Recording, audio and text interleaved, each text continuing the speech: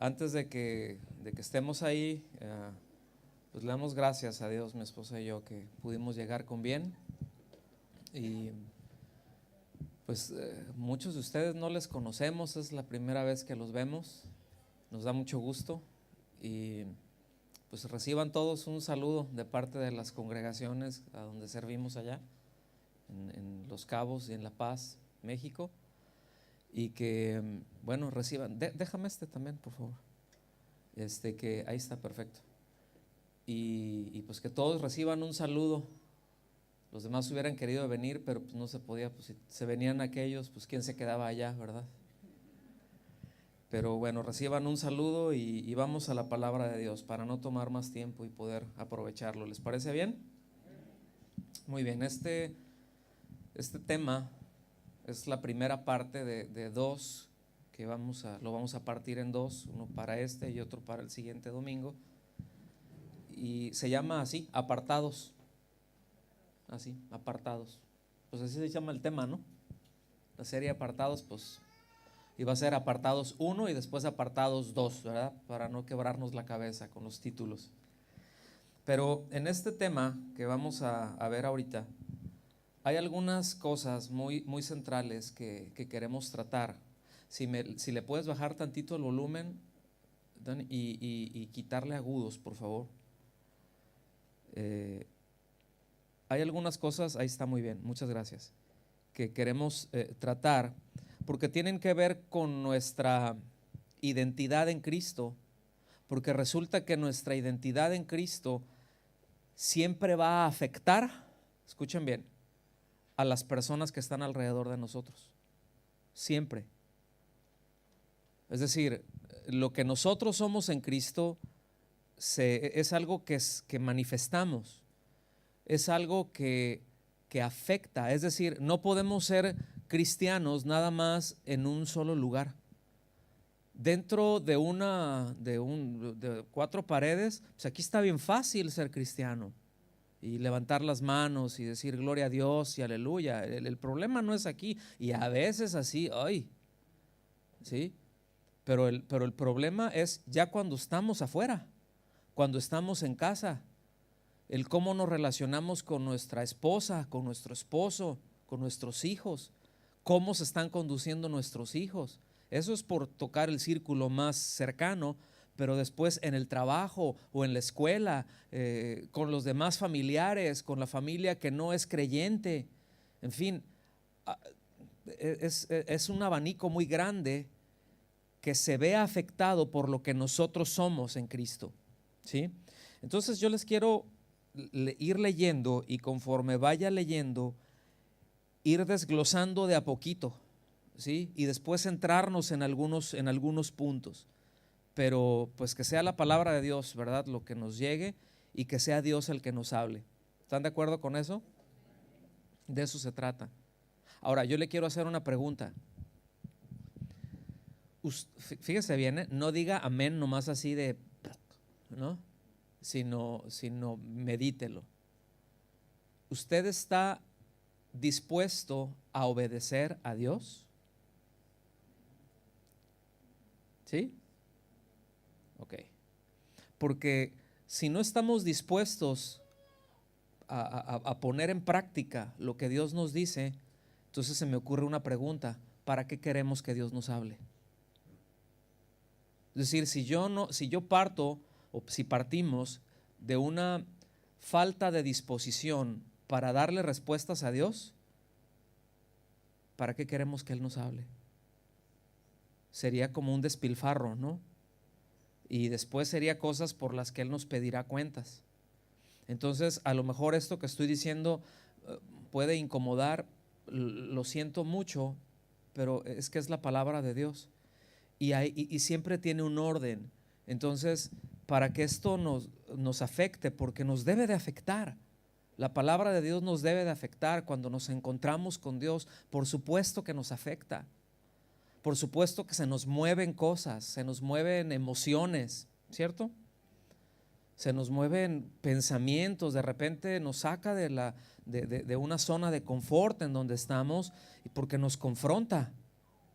Sí, a veces nosotros ya tenemos una inercia y viene la palabra de Dios y ¿sabes? Es como un balde de agua fría en muchos sentidos, y a veces nos incomoda porque nos lleva a hacer cambios. Es decir, la palabra de Dios siempre nos va a llevar a hacer cambios en nosotros, porque siempre tenemos que ir ajustando cosas. En esta relación que tenemos con Dios, si la tenemos, es decir, si estamos en una relación con Cristo, entonces alguien tiene que estar ajustándose. Es decir, en esta relación que tenemos con el Señor, hay alguien que siempre anda bien y no somos nosotros. Es decir, el Señor no tiene que hacer ningún cambio. Él es Dios. ¿Están conmigo? Él no necesita cambiar. Él es Dios. Él es invariable, Él es absolutamente bueno, es absolutamente santo. No tiene para qué cambiar. ¿Qué hay de nosotros? Hay muchas áreas en donde nosotros tenemos que ir avanzando, ¿sí? Y conforme vamos nosotros llegando al Señor, ¿verdad? Es decir, cuando Él nos rescata, que estamos unos bebecitos en Cristo, porque a veces podemos tener 780 años reuniéndonos en la congregación, pero eso no quiere decir que hayamos madurado. Pero una vez que hemos estado creciendo, que empezamos a alimentarnos, pues empezamos a crecer en algunas áreas.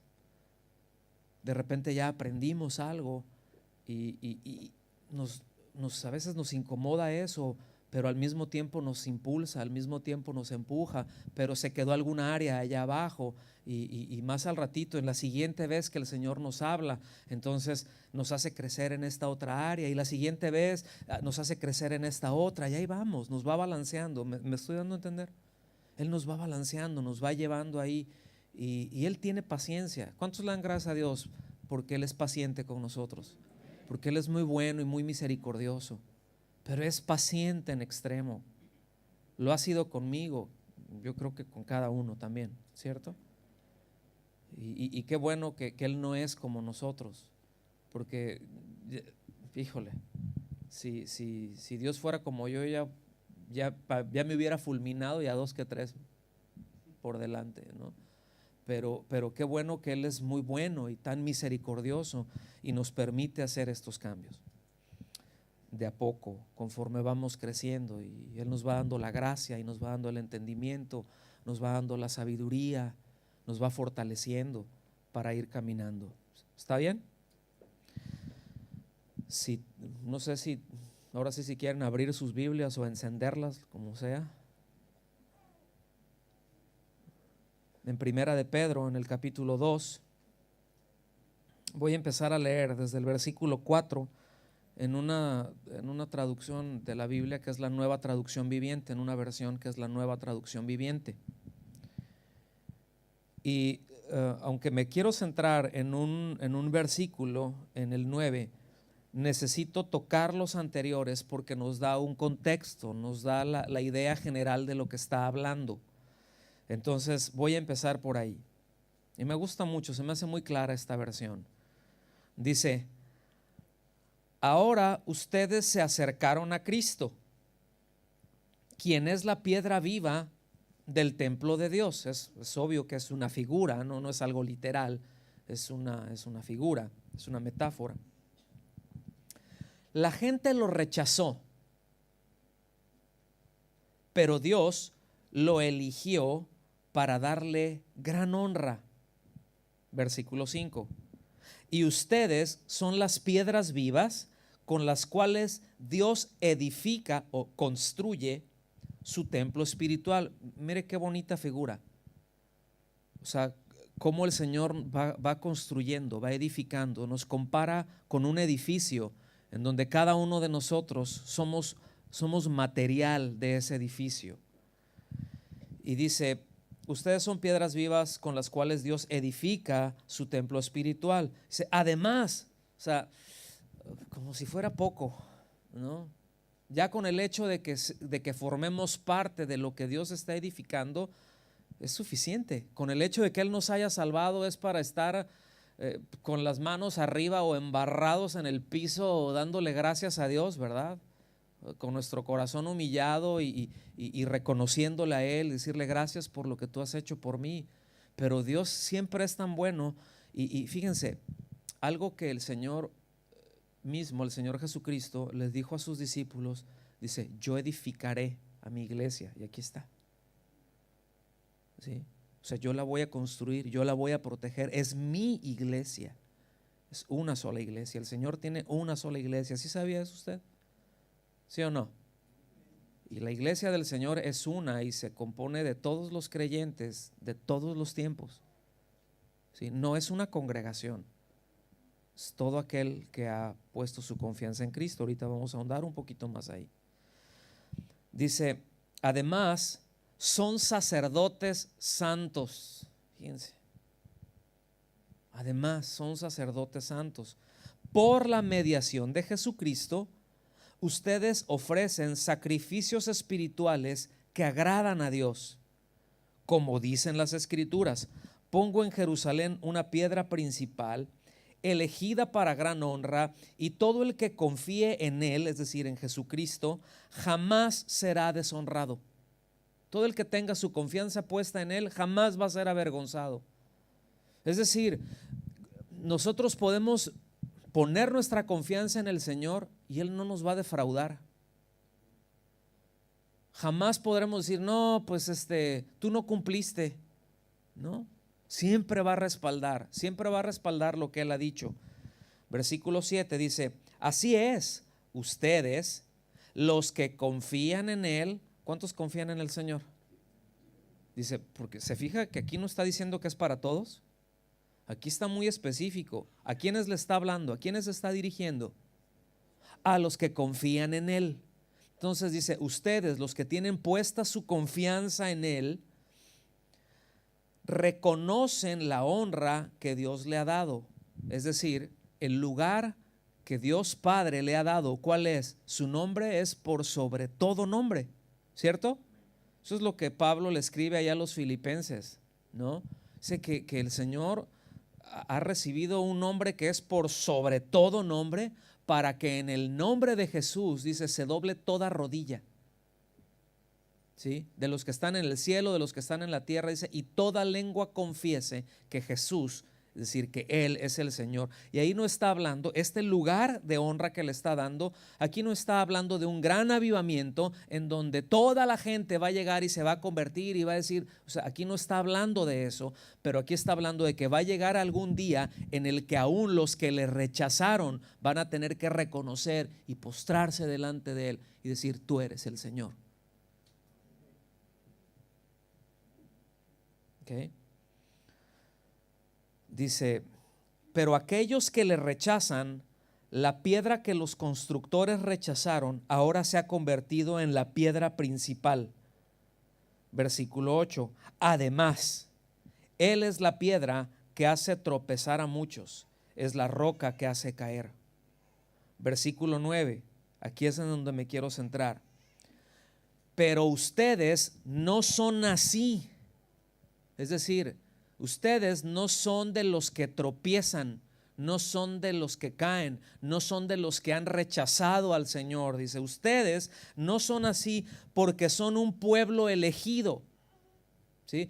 Póngame atención en esto. Aquí no está hablando de que a ti te elegí para salvación y a ti te elegí para condenación. No está hablando de eso. Aquí está hablando, esta elección está fundamentada ciertamente en la soberanía de Dios, pero en la respuesta que nosotros le damos a Dios. Es decir, yo decido confiar en ti, Señor, o yo decido rechazarte. Estoy muy bien sin ti, no reconozco mi condición, no te necesito. Esa es una postura y eso tiene sus consecuencias. Por el otro lado, también el Señor, sí, estoy de acuerdo contigo, estoy de acuerdo con lo que dices, mi condición es horrible, estoy en enemistad contigo, necesito que me salves, porque yo no puedo hacer nada. Dice, entonces quienes hicieron eso, dice, son un pueblo elegido, pero después empieza a explicar más y dice, son sacerdotes del rey. A lo mejor usted tiene la Reina Valera, dice real sacerdocio, ¿sí? Fíjense bien, porque luego aquí han salido muchas enseñanzas, muchas doctrinas que hablan, no, nosotros somos real sacerdocio, nosotros somos reyes. No dice la Biblia, ni aquí, ni Pedro, ni Juan allá en Apocalipsis dice que nosotros somos reyes. Siempre habla que nosotros somos sacerdotes del rey. Real sacerdocio quiere decir sacerdotes del rey. Está rey con R mayúscula. Nosotros no somos reyesitos, ¿sí? Nosotros no somos reyesitos para andar diciendo, y como soy rey, yo tengo autoridad y puedo decir, y patrañas,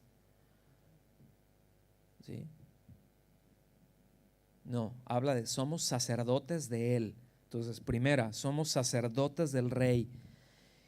Y después da otra figura, una nación santa. ¿Qué es santo? ¿Qué quiere decir santo? ¿Alguien sabe? Apartado, así de sencillo. Le voy a poner un ejemplo que a lo mejor a algunos les puede dar un poco de asco, pero nos podemos aguantar tantito.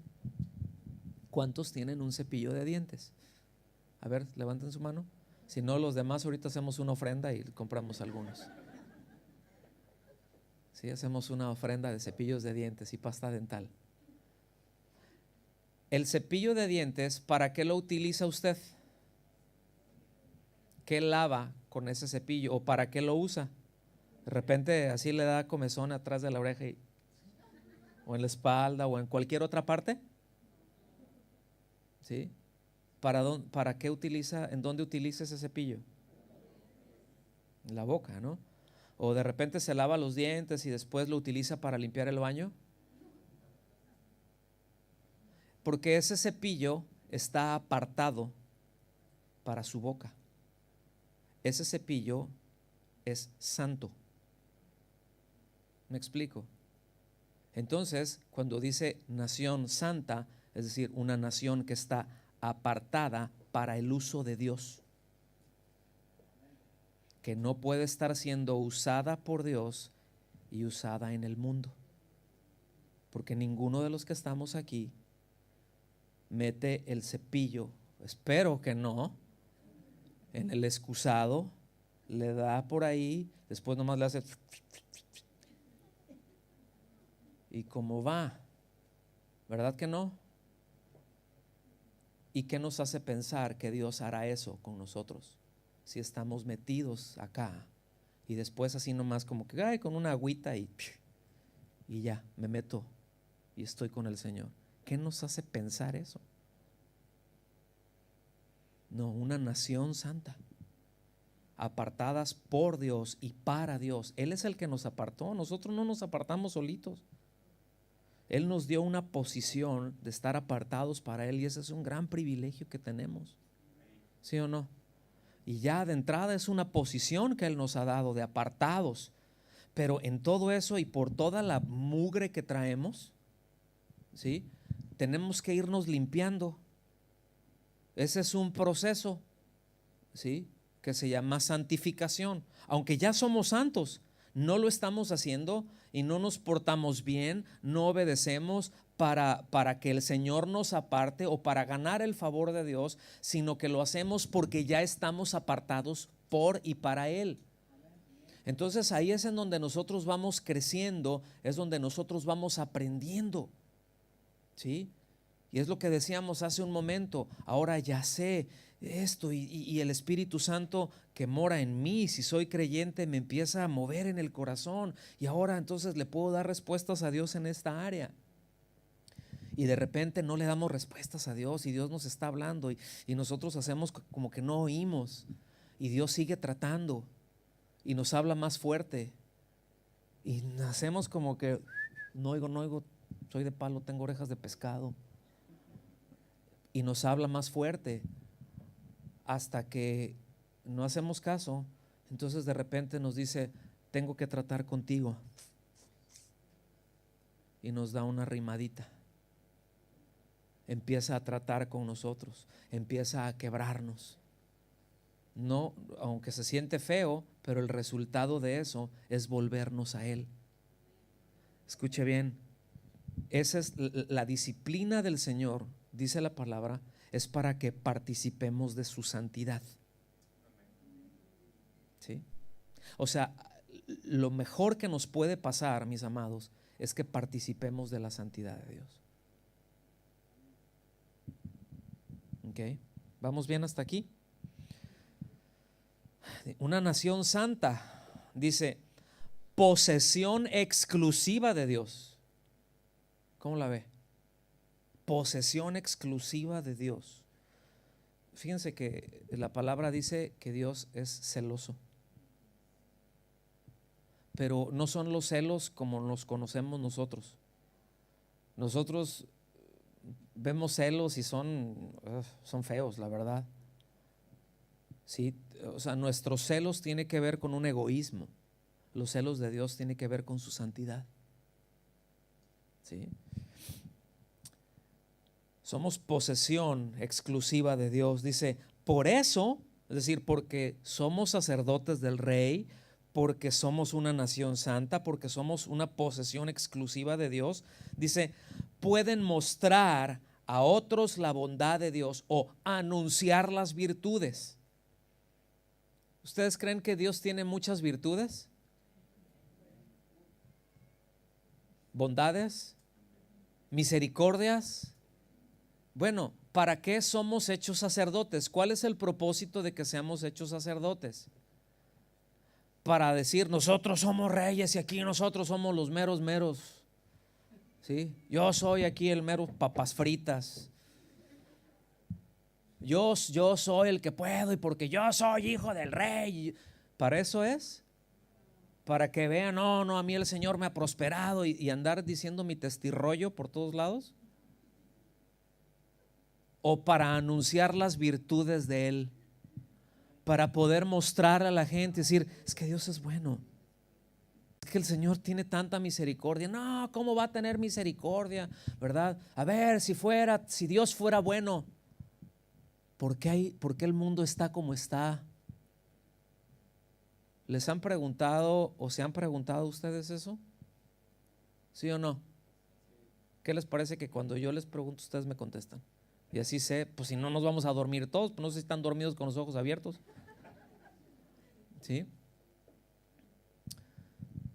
Pero sí les han preguntado o se han hecho ese tipo de preguntas. Eso es un pensamiento existencialista, es decir, eso forma parte de la filosofía existencialista y que tiene estas premisas. Si Dios fuera bueno, ¿sí? Si Dios fuera todopoderoso, acabaría con el mal. Entonces, o una de dos, o Dios no es bueno o no es todopoderoso, porque el mal sigue ahí. Y dice uno, bueno, pues sí tiene razón, pues si Dios entonces no puede acabar con esta situación. Mira nada más que tremendo está esto. Pero esas premisas son equivocadas, porque podríamos decir, utilizar las mismas premisas, ¿verdad? Pero Dios acabará con el mal. No acaba con el mal o no ha acabado con el mal todavía, pero lo hará. ¿Están aquí conmigo? Lo hará, porque la Escritura dice que está establecido para todos los hombres que mueran una sola vez y después el juicio, y después de eso a darle y a acabar con todo lo que nosotros conocemos como creación, que ha sido contaminada por el pecado que entró en el hombre, ¿sí? Y acabará con eso. Entonces ese pensamiento existencialista a veces lo tenemos ahí. No sé si me estoy dando a entender con esto, pero aquí el punto es anunciar las virtudes del Señor. Dios es bueno. No, pero mira, entonces ¿por qué estoy viviendo así? ¿Por qué tengo esta condición? Pues por tu desobediencia, pues por el pecado. Pero ¿por qué está el mundo así? Mira las guerras y todo eso, tantos niños maltratados, tantos sueños olvidados.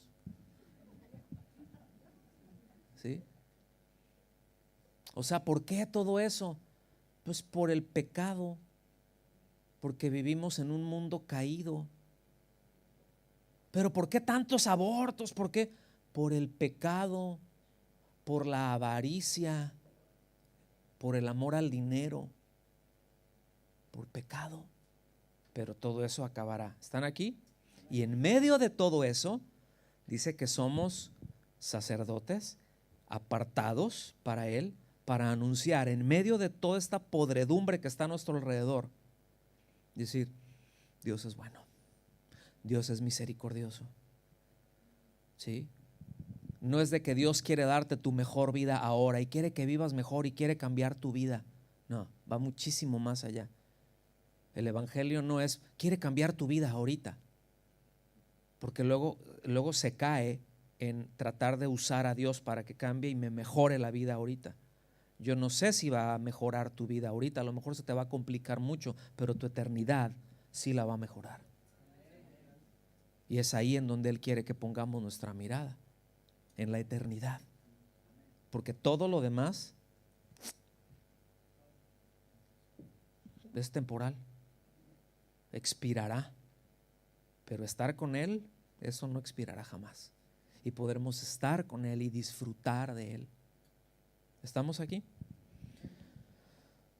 Por eso pueden mostrar a otros la bondad de Dios, pues Él los ha llamado a salir de la oscuridad y entrar en su luz maravillosa. Versículo 10.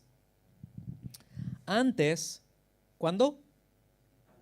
Antes no tenían identidad como pueblo, ahora son pueblo de Dios. ¿Cuántos le dicen gracias, Señor? Dice, antes no recibieron misericordia, ahora han recibido misericordia.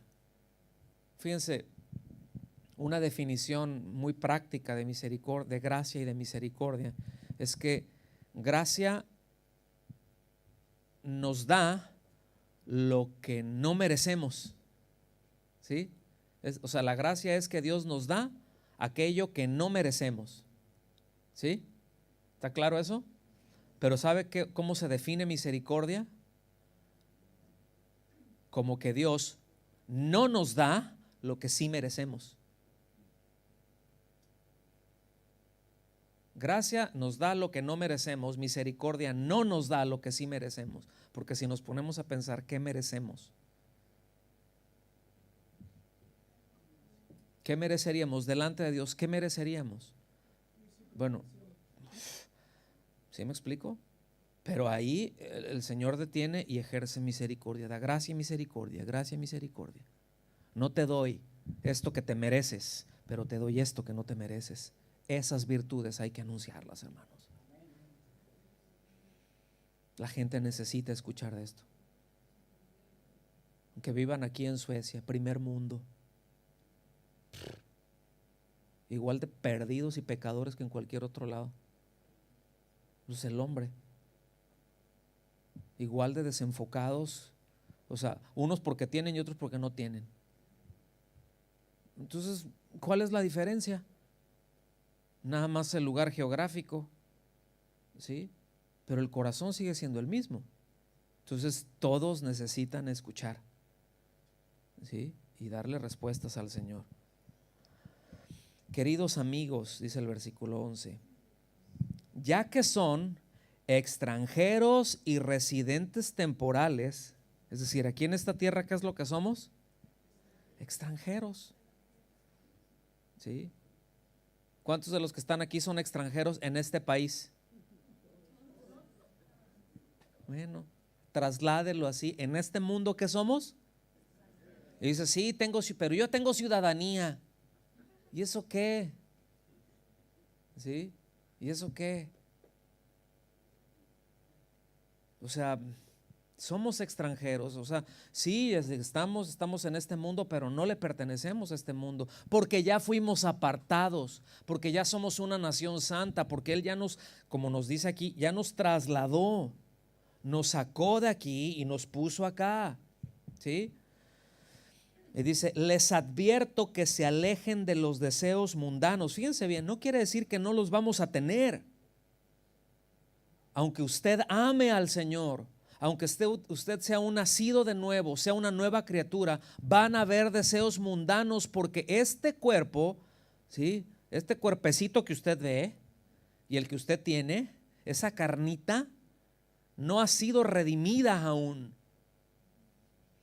Nuestro espíritu ha sido redimido, nuestra alma ha sido redimida, pero nuestro cuerpo no. ¿Sí me explico? Nuestro espíritu se va renovando cada día. Si nosotros comemos de la palabra de Dios, nuestro espíritu se va fortaleciendo, se va haciendo cada vez más fuerte, ¿sí? Pero nuestro cuerpo no. A nuestro cuerpo hay que cuidarlo un montón. ¿Estamos aquí? Y nuestro cuerpo se va deteriorando, si no, chéquelo en el espejo. ¿En serio? ¿Cuántos pueden decir, no es lo mismo los Tres Mosqueteros que 30 años después? O sea que nuestro cuerpo no está redimido, eso se nos recuerda todos los días en el primer movimiento de la mañana. O sea, como que ya tienes que levantarte así como que más despacito, ¿no? O agacharte, dices, no, pues sí me agacho rápido, el problema no es la agachada, el problema es la levantada. Entonces ese es un recordatorio de que nos vamos deteriorando, que la corrupción está presente porque nos enfermamos, necesitamos comer, necesitamos respirar, necesitamos, o sea, tenemos ese tipo de necesidades para sustentar el cuerpo. ¿Estamos aquí? Porque no ha sido redimido aún, aunque el precio ya se pagó, aún no hemos sido glorificados. Pero estamos esperando eso. Esa es la esperanza del creyente.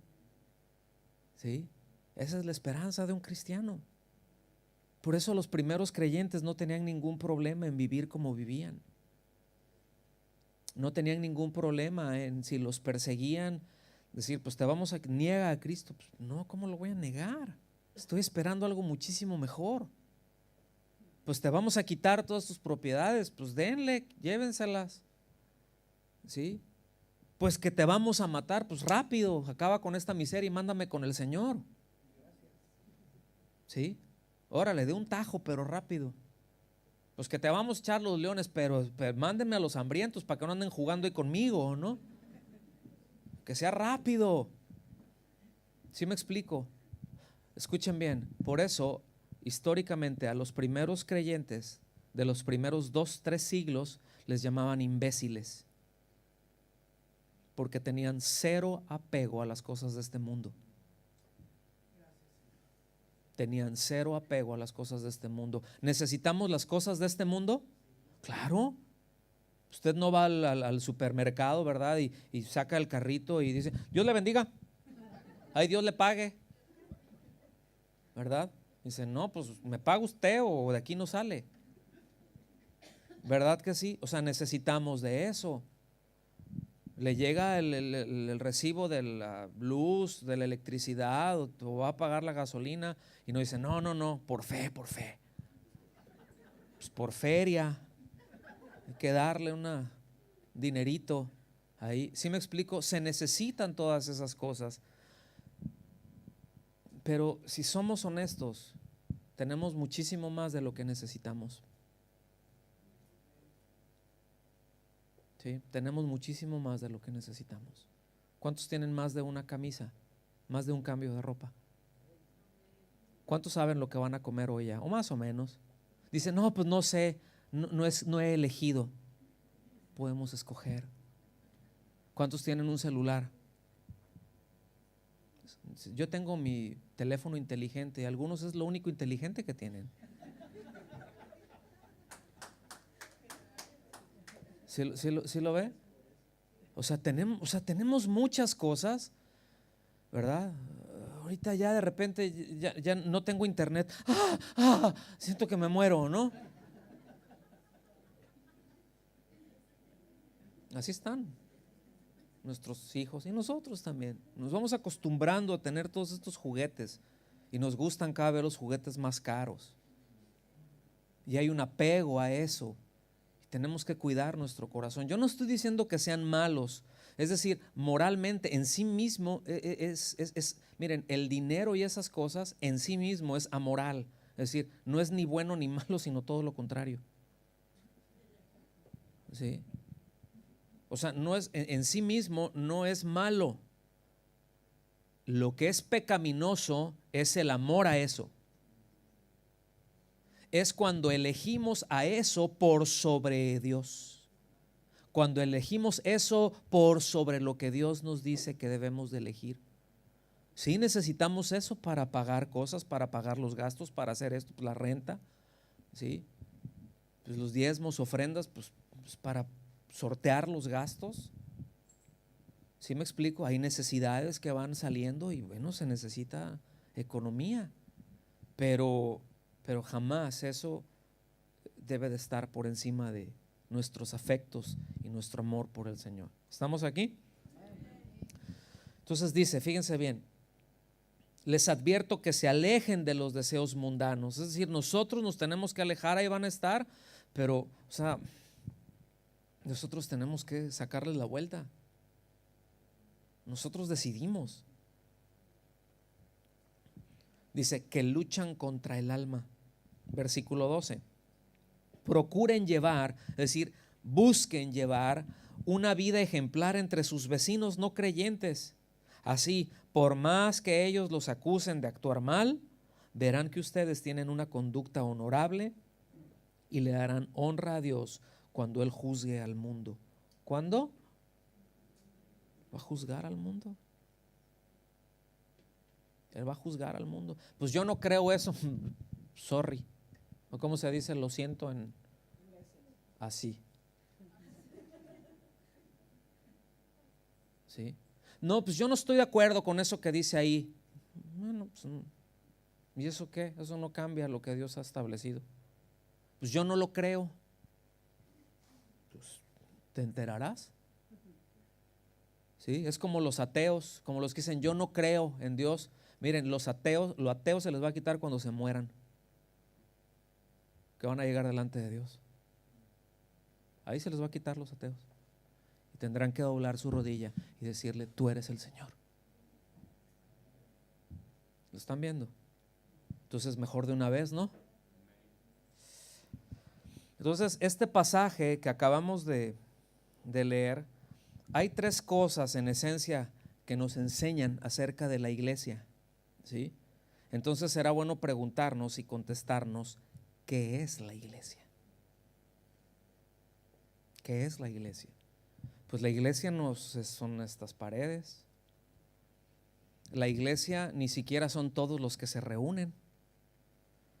¿Cómo no, pastor? En el griego es la palabra eclesia y quiere decir asamblea. Sí, es una reunión. Y también si se juntan en cualquier otro lugar, van al estadio de fútbol cuando juega su equipo favorito, ¿verdad? O el deporte que quiera, esa es una eclesia. Es decir, hay una asamblea, hay una reunión, pero aquí se refiere a la iglesia y nos referimos a la iglesia del Señor. O sea, yo edificaré mi iglesia, yo iré añadiendo a mi iglesia, el Señor añade a los que han de ser salvos. ¿Sí me explico? Entonces, ¿quién es la iglesia? Pues simple y sencillamente todo aquel hombre y mujer que ha puesto su confianza en Cristo para el perdón de sus pecados, que ha reconocido cuál es su condición y voltea a la cruz y dice, con eso me alcanza. No, yo no tengo más cómo pagar, es lo que Él hizo a favor mío en esa cruz, es suficiente para el pago por mis pecados. Con eso me alcanza. De ahí me voy a agarrar. ¿Sí me explico? Y a partir de ahí empieza toda una transformación. Digan conmigo, transformación. Por eso es que un cristianismo individualista es absurdo. Por todo esto que acabamos de ver. No, yo no necesito. Ahí es una bola de hipócritas. Empezando por el bigotón que está predicando. ¿Sí? Pues sí, sin duda, aquí estamos bien descompuestos y necesitamos todos que el Señor nos vaya dando nuestras ajustaditas. Todos. Dígale al que está a su lado, necesitas un buen ajuste de parte de Dios, ¿eh? Es que todos lo necesitamos. ¿Sí me explico? Todos lo necesitamos. Necesitamos, nomás dígale eso, no se ponga a platicar. Ese ratito venía muy cohibidito y ahorita ya, ¿verdad? Entonces un cristianismo así, yo solito, es que el Señor ve mi corazón. Ahí está el problema. Precisamente, ahí en el corazón, porque engañoso es el corazón y perverso más que todas las cosas, ¿quién lo conocerá? Sí, claro que Él ve el corazón, pues eso es lo que necesitamos, que Él nos cambie. De eso se trata el nuevo pacto. Para eso nos redime, para quitarnos este corazón de piedra, insensible, duro, y darnos un corazón de carne. Esto quiere decir enternecido, sensible, que responda al Señor, que se incline, que sus afectos sean por Él, y no algo insensible, todo calloso, que ya lo toco sin nada. ¿Sí me explico? Entonces, es por eso que necesitamos reunirnos, porque somos un cuerpo. Aquí ahorita mencionó la figura de que somos un edificio, de que somos piedras vivas, que nos va juntando y ahí vamos, ahí vamos. Algunos son piedras, otros son terroncitos, pero ahí vamos. ¿Sí me explico? O sea, somos el material de la construcción del Señor, que vamos formando, y Él está formando su iglesia, y su iglesia es muy grande, es muy variada, es muy gloriosa. No somos los únicos. Es muy grande. ¿Sí? Qué maravilla que podamos decir: nuestro hermano Pablo, nuestro hermano Pedro forman parte de la iglesia, somos parte de la misma iglesia. ¿Sí? Hay otra figura que el apóstol Pablo menciona con respecto a la iglesia, y que es como un cuerpo. Todos ubican eso, ¿verdad? Sobre todo ahí en 1 Corintios 12. No voy a dar un mal paso aquí. ¿Sí? O sea, todos ubicamos eso. Dice que todos somos miembros distintos, pero que formamos un mismo cuerpo. Y que algo que caracteriza, ¿qué es lo que caracteriza a un mismo cuerpo? Que tiene una misma vida, que ese cuerpo es sustentado por una misma vida. Es decir, ¿cuál es la vida que este cuerpo que se llama iglesia lo sustenta? ¿La vida de quién? La vida de Cristo. ¿Sí? Entonces, por ejemplo, en su cuerpo, ¿cuánta vida tiene su mano y cuánta vida tiene su pie? ¿Cuál tiene más vida? ¿Su pie o su mano? Pregunto. O su hígado o su ojo. ¿Cuál tiene más vida? Tiene la misma vida, es sustentado por esa misma vida. ¿Sí? Alguien a lo mejor no tiene un miembro, ¿sí? Y utiliza una prótesis. Aunque esa prótesis le proporcione las funciones de un miembro, no es parte de su cuerpo, porque no tiene la vida de su cuerpo. ¿Sí? Dentro de la iglesia puede pasar eso, que hay quienes puedan estar haciendo alguna función. Dice, pero no, pero mira, sí predica, sí hace esto, pero no ha nacido de nuevo. No le ha entregado su vida siquiera a Cristo. Está de acuerdo con Cristo, pero la vida de Cristo no está en esa persona y se hace manifiesta. Y santidad le es gravosa. Ay, otra vez la reunión. Oh, tengo que ir. Ya vacaciones, ¿no, Señor? Híjole, es para ponernos a pensar. Si hay eso en el corazón, si hay esa actitud, si no hay ese deseo de que, porque a veces uno está cansado y a veces uno le duele hasta el pelo que no tiene, hasta el pelo que se me cayó me duele. Dices, pero acá adentro hay o sea, en el espíritu dices, o sea, necesito ir, quiero ir, deseo estar con mis hermanos, quiero verlos, quiero ver que estén bien. ¿Sí? No nada más a mi comadre y a mi amiguis y a mi... No, ver cómo están. Hasta el que me cae medio gordo, así que es ese brother que es así como de ajito atravesado, que también le amo y quiero ver que esté bien. ¿Me explico?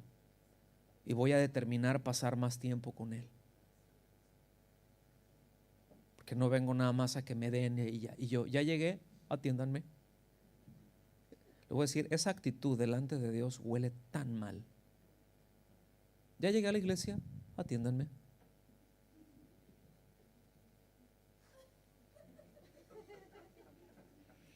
¿Sí? O sea, esa es una arrogancia. Esa es una arrogancia. Llegamos y vemos qué podemos hacer.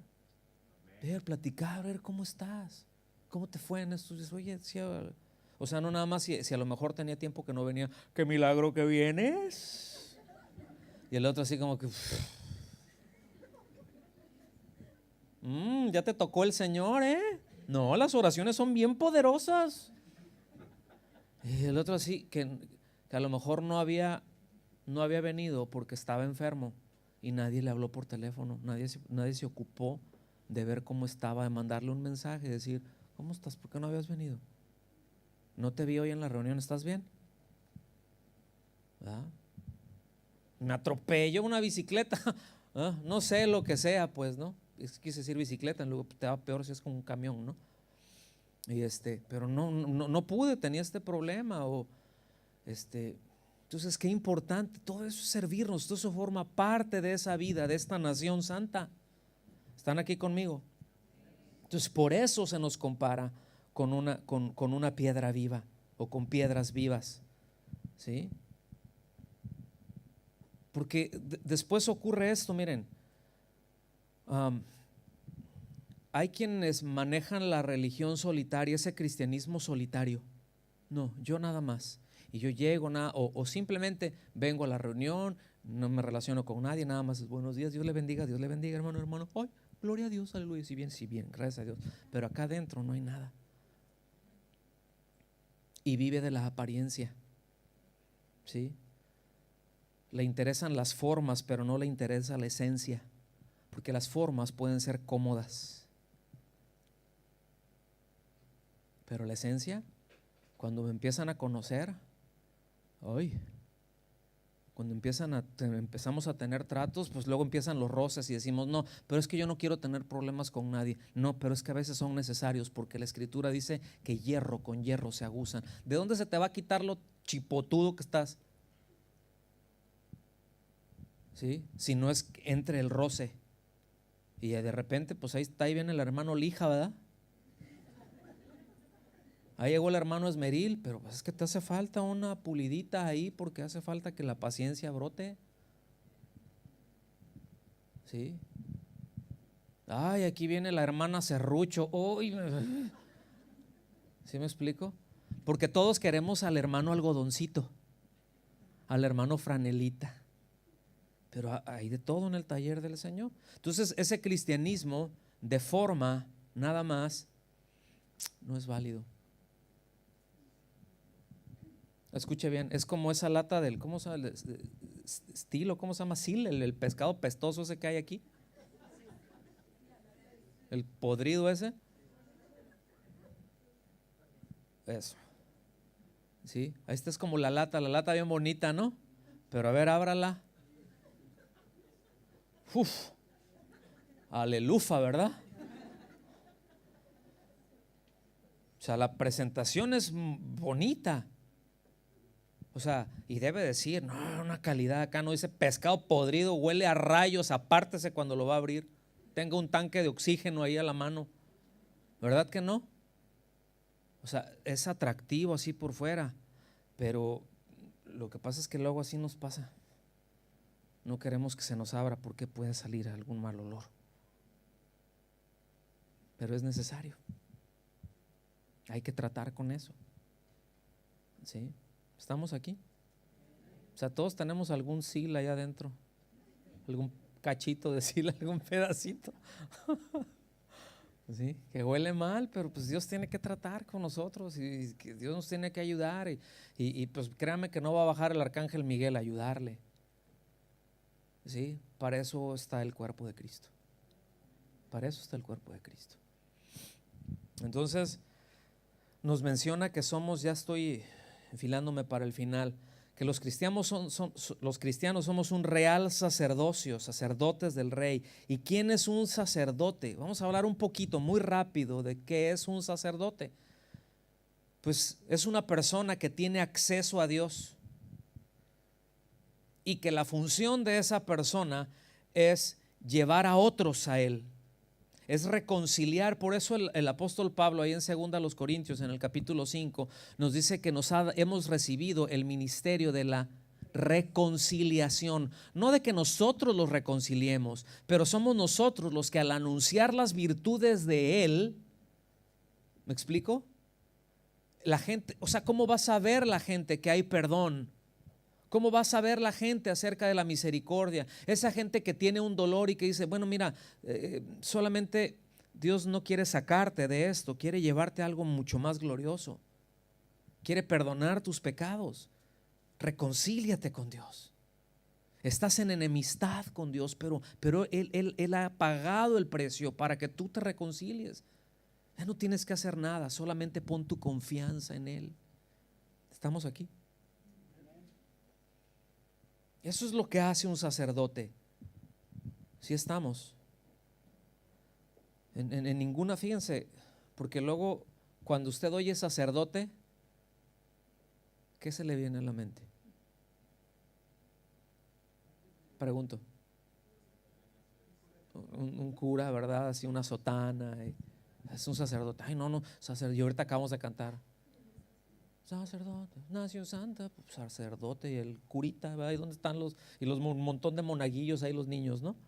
No, no es eso. O sea, fíjense, en el Antiguo Testamento no hay ninguna parte en donde se le llame sacerdote a un pastor o a un ministro, sino que se le llama sacerdote a los creyentes. No es una figura. Esos son todos los creyentes tienen esa función, ¿sí? Que mediante Jesucristo, que Él es el camino nuevo, el camino vivo, tenemos acceso a Dios. Y ese privilegio es de cada uno. Fíjense, en el sacerdote en latín, a ver, les va a sonar familiar esta palabra. En latín, sacerdote se dice pontifex. ¿Qué quiere decir eso? A ver, en español, ¿qué es? ¿Y qué es un pontífice?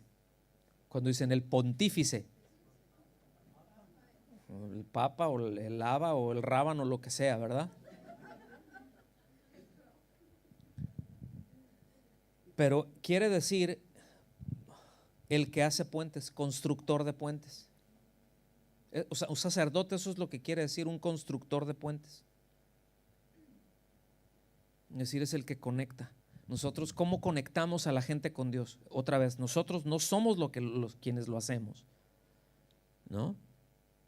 Pero cuando predicamos el evangelio, cuando hablamos, cuando anunciamos las virtudes de aquel que nos llamó de las tinieblas a su luz admirable, entonces la gente le puede dar respuesta y utilizar ese puente que hizo Cristo, porque Él es el sumo sacerdote. Él es el que hizo el puente, nosotros no. Nosotros nada más les decimos, ahí está el puente. Nosotros les anunciamos eso. ¿Estamos aquí? Los sacerdotes, ¿verdad? O un sacerdote es alguien que se presenta con ofrendas delante de Dios, que llevaba algo y se presentaba, que no llegaba con las manos vacías. Siempre se iba a presentar delante de Dios y traía una ofrenda. Y esto, fíjense bien que me llama mucho la atención. No les voy a decir que vayan allá, más bien llévenselo de tarea a casa. Pero ahí en Romanos, en el capítulo 12, menciona de que nosotros nos ofrezcamos a Dios como un sacrificio vivo, ese santo, agradable a Dios, que es vuestro culto racional. En otras palabras dice, ustedes por las misericordias de Dios, o sea, a causa de todo lo que hemos hablado en los 11 capítulos anteriores, que el Señor nos salvó, etcétera, etcétera, etcétera. Todo lo que ve usted de Romanos 1 hasta el último versículo de Romanos 11, hasta el versículo 36, a partir del versículo 12, del versículo 1 del capítulo 12, dice, les ruego, hermanos, por las misericordias de Dios, que se presenten ustedes mismos como un sacrificio vivo, santo, agradable a Dios. ¿Sí? Ustedes mismos, que es vuestro culto racional. ¿Qué quiere decir eso? Que es la devoción más inteligente que pueden tener. Es decir, nuestra devoción a Dios es algo inteligente, hermanos. La fe no es tonta. ¿Están aquí? La confianza en Cristo es lo más inteligente que alguien puede tener. Así como lo oye. La fe no es tonta. No tiene que cometer un suicidio cerebral para seguir a Cristo. No, al contrario, el Señor nos demanda que pensemos más. nos invita y nos dice: meditad, meditad, meditad. Piensa, piensa, piensa, piensa. Al Señor le gusta la gente pensante. El Señor se glorifica cuando la gente piensa, que medita, que ve, que busca, que anhela. Dice, entonces medita en tus caminos. Sí, entonces yo me voy a ofrecer. Y aquí está ese contraste. Ya no venimos a traerle un cordero, no venimos a traerle eso. Pero la Escritura nos enseña que hay dos clases de sacrificios espirituales que son agradables para Dios. Uno de ellos es nosotros mismos, ¿sí? Nosotros mismos como ofrendas, es decir, mi propia vida.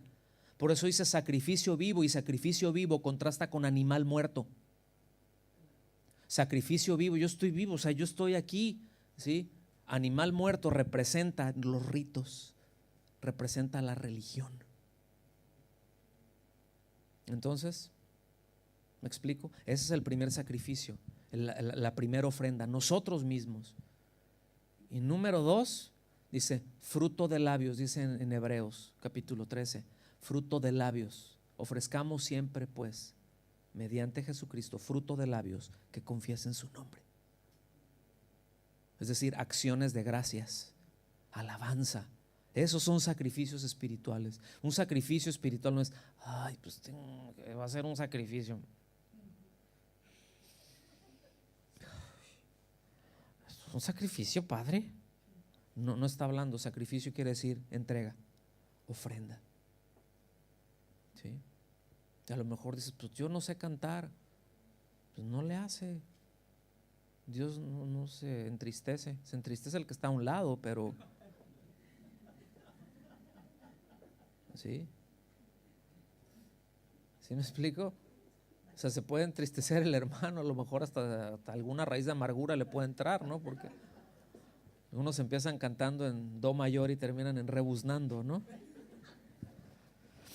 Pero Dios nos entristece por eso, porque Él ve el corazón. Nosotros escuchamos, pero, o sea, no lo impresionamos. Ay, mira qué bonito canto. No, o sea, no lo impresiona. Ah, pero un corazón agradecido, que le está reconociendo. ¿Me explico? Eso el Señor hace. Ah, qué bien huele. Me gusta. Quiero abrazarlo. Y esa es la diferencia de que alguno puede estar así postrado y aún en lágrimas, porque es emocionante exaltar al Señor. ¿Sí me explico? ¿Cuántos les emociona eso? ¿Cuántos de repente estamos en algún punto a lo mejor ahí cantando, ahora sí que de las calmaditas, ¿verdad? De las románticas ahí con el Señor, le estamos cantando al oído y de repente empiezas a tener unas ganas incontrolables de llorar. ¿A cuántos les ha pasado eso? Y dices, ¿qué me pasa? Pues tú chilla, no le hace. Si no traes ahí así con que agárrala, dices, a ver, préstame tu chamarra, préstame tu tantito ahí al hermano, ¿verdad? Dice, sí, somos piedras vivas, límpiate aquí. ¿Sí? Y es parte de, y está bien, y porque nos toca, va muy adentro y nos toca. Pero ahí estamos ofreciendo y el Señor se agrada. Entonces, repito, esa es la diferencia. Cuando uno puede estar acá y el otro puede estar así.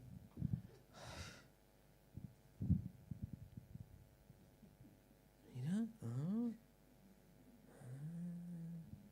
sí, y estar perfectamente ajeno, aunque el mismo Dios de la gloria esté a un ladito de él. Lea el Salmo 73 y se va a encontrar con una sorpresota lo que dice Asaf. Ahí, léalo en casa. Dice, yo estaba, le voy a decir la versión Oscar habla hoy.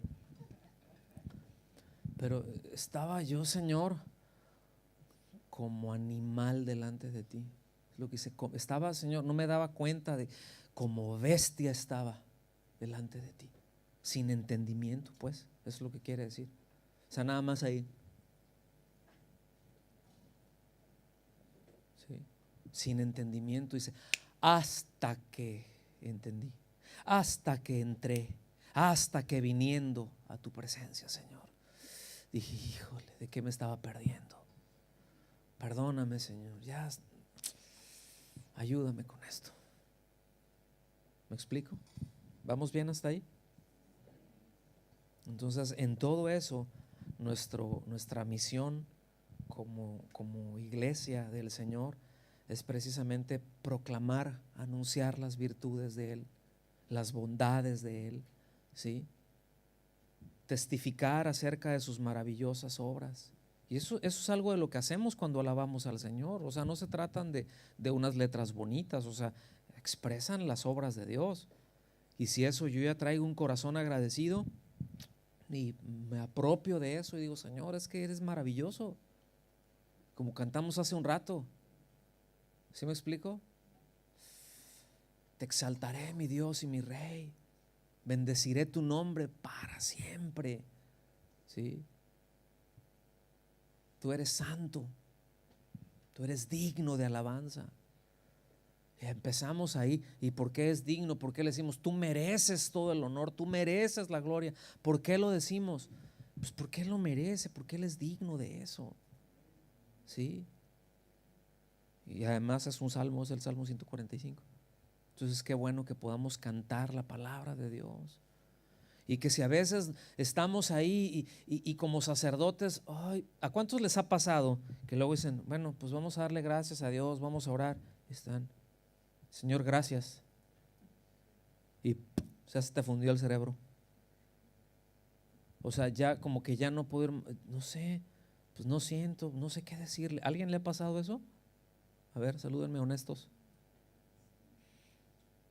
Vayamos a los salmos. Abra los salmos. Abra el Salmo 145, por ejemplo. Ahora, si se quiere poner extremo, pues abra el 150. Pues alabe todo lo que respira, alabe al Señor. No, yo no quiero alabarle. Está bien. Deja de respirar. ¿Sí? En 2 minutos vas a empezar a alabarle. Cuando mucho, 4. Digo, los que tienen buen pulmón. Pero no te alabo, no te alabo, no te alabo. Gracias, Señor, ¿verdad? Y poder bendecirle y poder darle gracias y ir ahí y empezar a leerlo y abrir el corazón y empezar, Señor, y a apropiarnos de eso y dejar que el Espíritu Santo nos empiece a guiar ahí y dejar que el Espíritu Santo nos empiece a recordar lo que Él ha hecho, pero siempre tener presente la cruz. Primera a los Corintios 6:20 dice, se los leo rápido, porque habéis sido comprados por precio, fíjense bien, porque habéis sido comprados por precio, glorificad pues a Dios en vuestro cuerpo y en vuestro espíritu, los cuales son de Dios. ¿De quién es este cuerpecito? ¿Sí? ¿Y su espíritu de quién es? O sea, ¿por qué es de Dios? Porque Él lo compró. Y bueno, ¿con qué lo compró? Primera de Pedro 1:18 y 19, sabiendo que fuimos rescatados, que fuimos comprados de nuestra vana manera de vivir, la cual recibimos de nuestros padres, no con cosas corruptibles como oro o plata, o sea, con cosas perecederas, con cosas temporales, ¿sí? Sino con la sangre preciosa de Cristo, como de un cordero sin mancha y sin contaminación. ¿Cuál fue el precio que se pagó por nosotros? No fue una ofrendita, ¿sí? Fue la sangre de Cristo. Y como dijimos en un principio, fíjense el privilegio que tenemos. Ningún ángel jamás, allá en la adoración celestial que tengamos al final de los tiempos, ningún ángel va a poder decirle, Señor, gracias por la cruz, gracias por tu sangre que limpió mi vida del pecado. ¿Están aquí conmigo? Jamás ninguno de ellos va a poder decir eso. Digo, todos ellos, todos los ángeles pueden decir, porque eres santo, eres maravilloso, y todo eso es cierto. Sí, pero ninguno de ellos podrá decir, Él dio su vida por mí. El Hijo de Dios se encarnó, mira todo lo que le hicieron, mira cómo fue menospreciado. Híjole, ¿están aquí?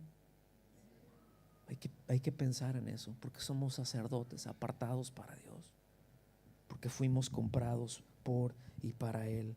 Y ese es el propósito de nuestras vidas, glorificar a Dios en todo nuestro ser, porque todo nuestro ser es de Dios. Espíritu, alma, cuerpo, es de Dios. ¿Está bien?